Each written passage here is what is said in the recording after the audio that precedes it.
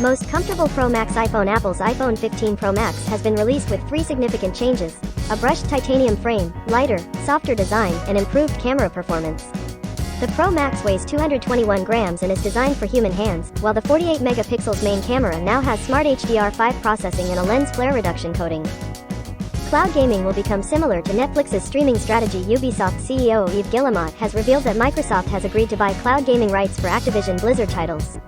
Guillemot believes that cloud gaming will become similar to Netflix's streaming strategy in the next 5 to 10 years. The deal will involve a one-off payment to Microsoft and a market-based wholesale pricing mechanism. As long as Microsoft's Activision Blizzard acquisition continues, Ubisoft will receive cloud streaming rights for all Activision Blizzard console and PC titles for 15 years.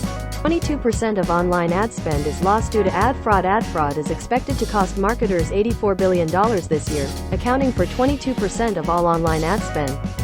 This figure is expected to rise to $170 billion in 5 years, according to a study from Juniper Research.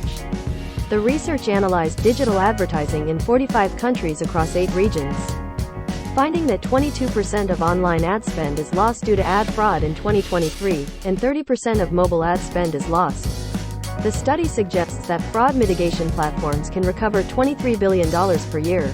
ChatGPT can access the internet in real time. OpenAI has introduced ChatGPT, a chatbot, to access the internet in real time and provide direct links to its sources.